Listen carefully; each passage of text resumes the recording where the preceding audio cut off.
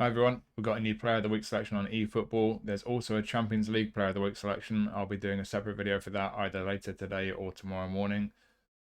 As always, I'll put timestamps in the description for the players in this pack, so if there's a particular player you want to hear about, just go to the description, click the link, it'll take you straight to that player. So let's have a look at who we got this week in the selection. So start of our goalkeeper, this is our only 4-star this week, Berisha. And in all honesty, he's not great. 84 awareness is nothing special really. 83 reflexes is a little bit poor, I think. He's okay everywhere else. Jumping's not so great though. Defensive goalkeeper, doesn't have low pump, which a lot of people like. I think ultimately it's really not a brilliant goalkeeper. If you're really desperate, you're new to the game, maybe you can do a job for you. But ultimately, I think for most people, if you get this guy, he's getting released. It's not a brilliant goalkeeper card really. Next we have Gorka Guruzeta. Definitely said that wrong.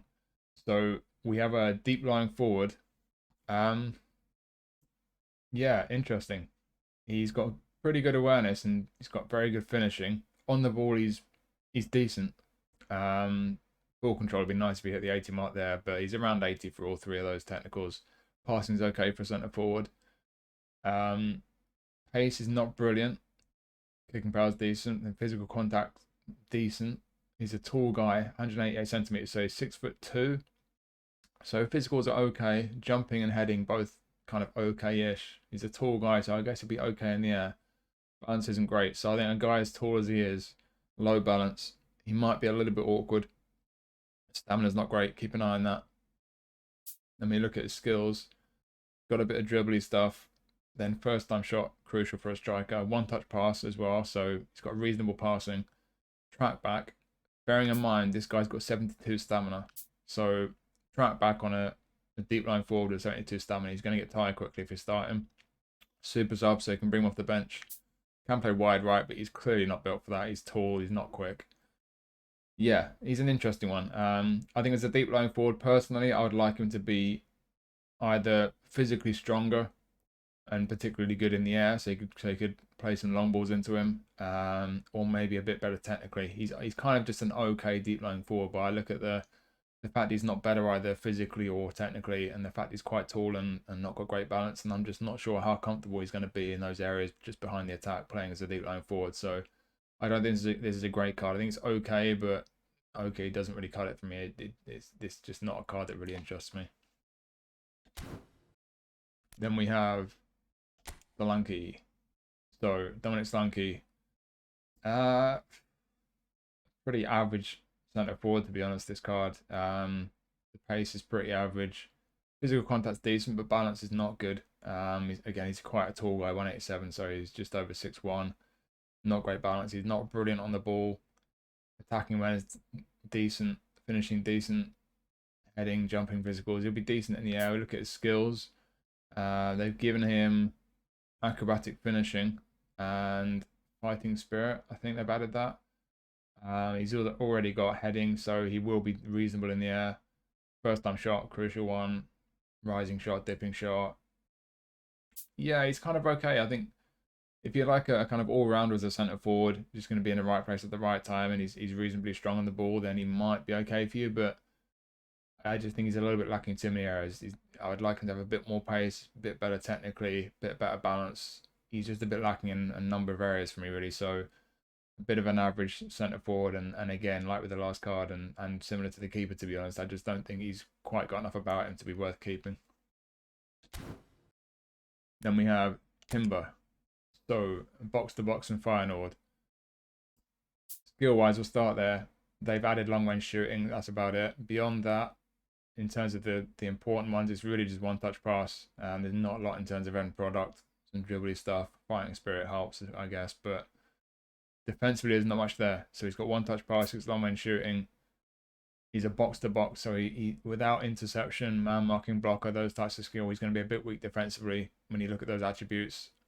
I think as a box-to-box centre mid, you're going to need at least one other midfielder in the centre doing the defensive work. Got pretty good pace. Stamina's okay at 85. Physical and balance, not brilliant, but could be worse. On the ball, he's pretty tight. He's got good control, especially. Low pass is decent, and he's got one-touch pass, but he doesn't have through passing.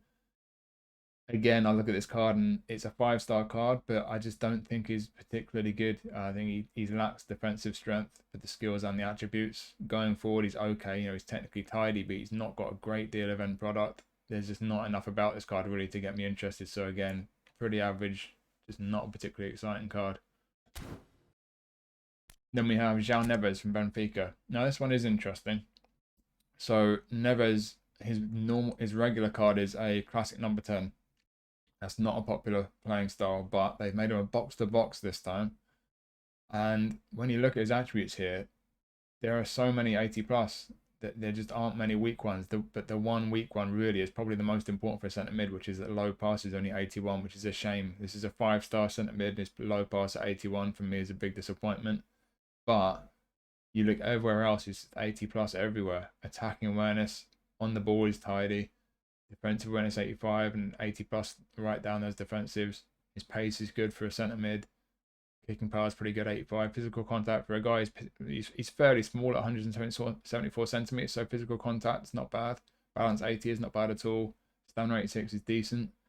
We look at the skill set. They've added through passing, pinpoint crossing, and interception. He already had one-touch pass, so he's got a good selection of skills for a centre mid. The crucial ones, obviously, one-touch pass, through passing, and interception. So, yeah, this guy's interesting. I think it's quite uncommon for a centre mid to have 80 plus for attacking awareness and defensive awareness. The guy's going to be everywhere. And he's technically tidy. It's just that low pass that's the only real weakness. So, be careful with his passing. He does have one-touch pass and through passing, which will help a lot. But you'll still need to be careful with the low pass. But outside of that, I think this is a really interesting looking card. And I'm hoping I pick him up because I'd like to give him a try. He looks like a really good option. So, yeah, not by any means an elite midfielder, but the fact that he's 80 plus pretty much across the board, that really interests me. And I'll be quite keen to pick this guy up. So next up, Acerbi from Inter. So Acerbi, basically what we've got with this guy, you got good defensive attributes. For once, they've not ruined the centre-back by giving him terrible engagement. His aggression's low, but I don't think that's too important. On the whole, he's good defensively. He is slow, as you'd expect. You know, he's 35 years old. He's not a quick player, but for a centre-back, especially if you play a low defensive line, that might not be an issue for you. Physically, he's very strong. Physically, he's not got great jumping, but he will have an aerial superiority when we look at his skills in a second. Stamina's okay for centre-back. And then you look down the left, what you're looking at really crucially is that he's got quite nice passing for a centre-back. And then when we do look at his skills, these are the skills they've added to him. One-touch pass and weighted pass. So his passing should be pretty nice for a centre-back. You look at the rest, he's got pretty much everything you want for a centre-back. I think heading and aerial superiority. So at 6'3", you know, his jumping's not great, but aerial superiority, I think he should be okay in the air. Not brilliant in the air, but okay. And then interception, man marking, blocker. I think acrobatic clearance is probably the one defensive skill that's missing, but that's not a disaster. I think on the whole, he's got pretty much every other important one for a centre-back, and he's got some nice passing. So if you don't mind that pace, I think this is a very strong centre-back card, but that's the one issue. If you play a high defensive line, if you play quick counter, your managers like Klopp or someone like that, it could be an issue if you get caught in behind with through passes. This guy might not be for you, but if you have a lower defensive line and you're not too bothered about pacing your centre-backs, yeah, like I say, it could be a very nice centre-back card to pick up. And then we have Sarabia. So he came on for Wolves and scored a lovely goal against Spurs. So what we've got with Sarabia, they've made him a prolific winger instead of a playmaker. He's got decent pace, not brilliant, but decent pace. Pretty decent balance as well. Stamina's not great at 74. Keep an eye on that, especially if you play him out wide or attacking midfield. He will get tired quickly if you start him. Attacking awareness at 80 is good for a creative midfielder or a winger. On the ball, he's very nice. Passing, not brilliant, but could be worse. Finishing 83 is pretty nice.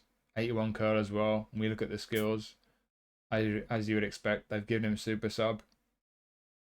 And they've also given him acrobatic finishing. It wasn't the most acrobatic finish for his goal, but it was a nice goal. Yeah, and then he's already got first time shot, long range shooting, through passing, and dribbly stuff for the dribblers. But super sub especially, he's not got much stamina, so this guy might be best used as a super sub with that 74 stamina. But he's a tidy player. I've had a couple of versions of him in the past. He feels pretty nice on the ball. He's got a bit of product about him. I think this guy's a pretty neat card. One of these cards where he's not elite by any means. I think a lot of us will have better options in these types of positions he can play, but certainly the attributes he's got, and I think especially as a super sub, I think he could be a pretty useful card to pick up. And then we have Dani Carvajal from Real Madrid. So I've got a Player of the Week version of Carvajal from a long time ago. I think it was maybe it's almost a year ago now. This one's pretty similar. It's not quite as good, I don't think, but it's pretty similar.